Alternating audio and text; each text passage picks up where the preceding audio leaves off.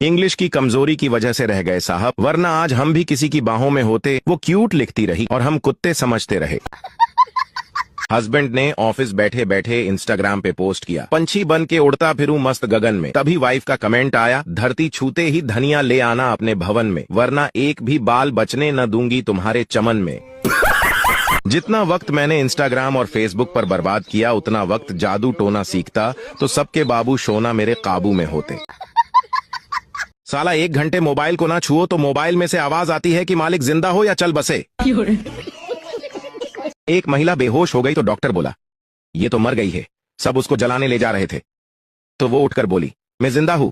उसका पति बोला, चुपचाप पड़ी रहे, तू डॉक्टर से ज्यादा जानती है क्या, जलाओ जी जलाओ।